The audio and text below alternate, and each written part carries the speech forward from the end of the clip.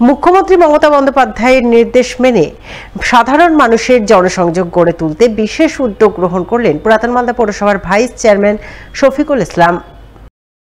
তিনি মুখ্যমন্ত্রীর নির্দেশ মেনে শনিবার চা পাতা, চিনি ও চায়ের গ্লাস নিয়ে গেলেন তারই 20 নম্বর ওয়ার্ডের এক জন্মান্ধ দুস্থ ব্যক্তির বাড়িতে। ভিক্ষাবৃত্তি করে জীবিকা নির্বাহকারী ওই ব্যক্তির বাড়িতে নিজের কেনা চা পাতা, চিনি দিয়ে চা তৈরি করে চা খেয়ে শুনলেন পরিবারের দুঃখ, দুর্দশা ও অভাব অভিযোগের কথা।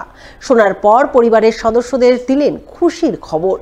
সেই খুশির খবর হলো বাংলার আবাস যোজনার ঘর তৈরির জন্য চোখের রেটিনার কারণে আবাস যোজনার আটকে থাকা টাকা তাদের অ্যাকাউন্টে ঢুকে যাওয়া, যা জানতে পেরেই খুশিতে উৎফুল্ল হয়ে উঠলেন জন্মান্ধ দুস্থ ব্যক্তি সহ তার পরিবারের সদস্যরা।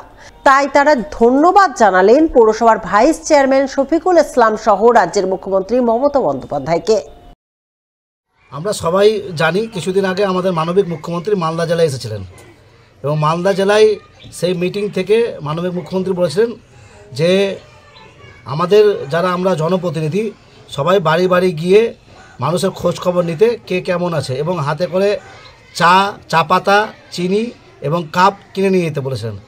তো সেই উদ্দেশ্যে আমি আমার ওয়ার্ড থেকে শুরু করি যে আজকে যে সামিউল শেখ তার বাড়িতে আমরা এসেছি এবং তাকে বললাম সে কেমন আছে তার খোঁজ খবর নিলাম এবং চা পাতা দিলাম, চিনি দিলাম এবং কাপ দিলাম যে কাপ চা বানানোর জন্য।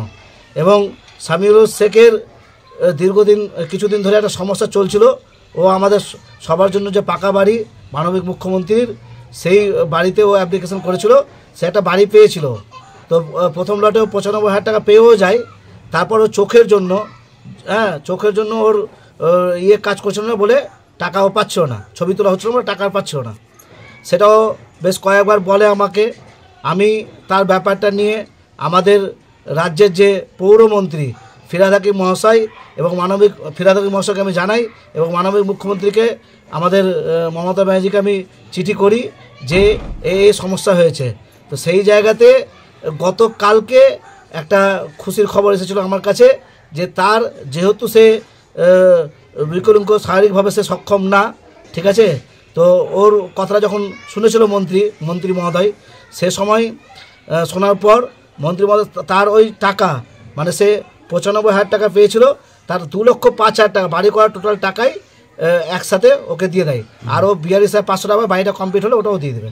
তো আমি যার জন্য ধন্যবাদ জানাচ্ছি মানবিক মুখ্যমন্ত্রীকে। মানিকচকের বিধায়কের গাড়িতে হামলা চালানোর চেষ্টার অভিযোগের রেশ কাটতে না কাটতেই এবার হামলার মুখে পড়লেন বিধায়কের গাড়ির চালক। জনা কয়েক অজ্ঞাত পরিচয় দুষ্কৃতী ধারালো অস্ত্র নিয়ে তার উপর হামলা চালালো মুখ ঢাকা অবস্থায়। শনিবার ভোররাতে ঘটনাটি ঘটেছে পুরাতন মালদার নারায়ণপুর বিএসএফ ক্যাম্প সংলগ্ন পুরাতন মালদা ব্লক গেটের সামনে। উল্লেখ্য, সপ্তাহ দুয়েক আগেই মানিকচকের বিধায়ক সাবিত্রী মিত্রের গাড়িতে হামলার চেষ্টার অভিযোগ ওঠে। সেই ঘটনার রেশ কাটতে না কাটতেই এবার বিধায়কের গাড়ি চালক অনুপ সাহার উপর হামলার অভিযোগ সামনে আসে। জানা গেছে, মানিকচকের বিধায়ক সাবিত্রী মিত্রের গাড়ি চালকের নাম অনুপ সাহা। তার বাড়ি পুরাতন মালদা ব্লক অফিসের পেছনে মঙ্গলবাড়ি অঞ্চলের ঝিমুলি গ্রামে। শুক্রবার রাতে তিনি তার পরিবার নিয়ে এক বিয়ের অনুষ্ঠানে যোগ দিতে গিয়েছিলেন। এরপর শনিবার ভোর 2:30টা নাগাদ বিয়ে বাড়ি থেকে নিজের বাড়ি ফিরছিলেন। ফেরার সময় বাড়ির সকলে একটু এগিয়ে যান। পেছনে ছিলেন বিধায়কের গাড়ি চালক অনুপ সাহা। ওই সময় তিনি পুরাতন মালদা ব্লক গেটের সামনে লক্ষ্য করেন 3-4 জন দুষ্কৃতী মুখ ঢাকা অবস্থায় দাঁড়িয়ে রয়েছে। যা দেখে তিনি তার মোবাইলে ছবি তুলতে শুরু করলে দুষ্কৃতীরা তার উপর আচমকা ঝাঁপিয়ে পড়ে ধারালো অস্ত্রের আঘাতে তাকে রক্তাক্ত জখম করে বলে অভিযোগ। পরে তার আর্তচিৎকারে পরিবারবর্গ ছুটে এসে তাকে উদ্ধার করে তৎক্ষণাৎ নিয়ে যান মোলপুর গ্রামীণ হাসপাতালে। যদিও কে বা কারা কেন তার উপর হামলা চালালো সেই ব্যাপারে কিছুই জানাতে পারেননি আক্রান্ত গাড়ি চালক এবং তার পরিবারবর্গ। আমি ফ্যামিলি নিয়ে বিয়ে বাড়ি থেকে আসছিলাম। আচ্ছা, হঠাৎ করে দেখি 3-4 জন বারবার ঘোরাঘুরি করে NH-34-এর সামনে, আমাদের মালদা ব্লকের সামনে। আমি ওকে জিজ্ঞাসা করতে গেলাম, ভাই এত রাতে তুই এখানে কী করছিস? ওরা মুখ ঢেকেছিল, জানি না কী কারণে ওরা কেন ঘোরাঘুরি করছিল সেটা আমি বলতে পারবো না।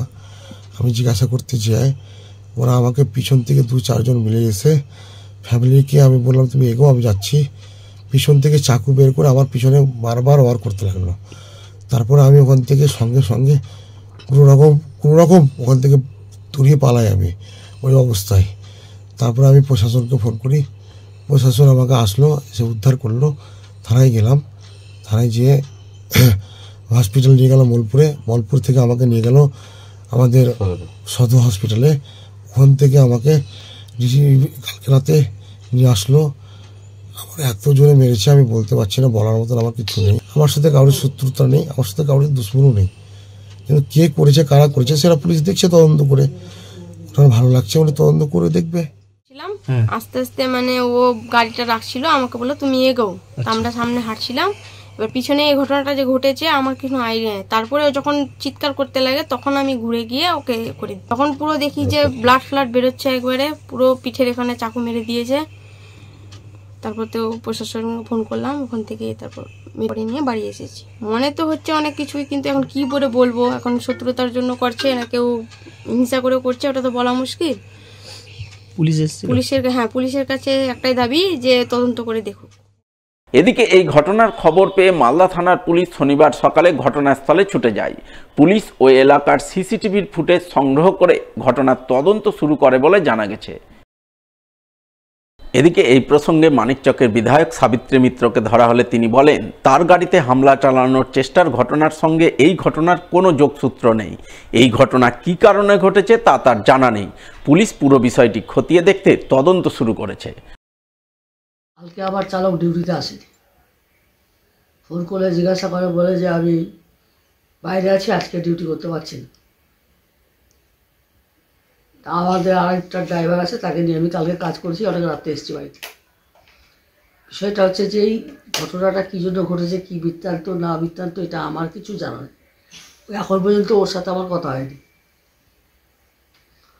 একটা বাড়িতে দেখলাম যে উনি সাবিত্রী মিত্র গাড়ি চালান, সো হোয়াট, চালাতেই পারে, কেউ ড্রাইভার তো থাকে কারণে কার। কিন্তু এই ঘটনা কী কারণে ঘটেছে, কী জন্য ঘটেছে, টোটাল ব্যাপারটা পুলিশ তদন্ত করে দেখুক। কারণ এই ঘটনাটা পুলিশ তদন্ত অলরেডি করছে, এবং এটার সঙ্গে আমার মনে হয় না যে আমার ঘটনার সাথে এই ঘটনা কোনো রিলেটেড।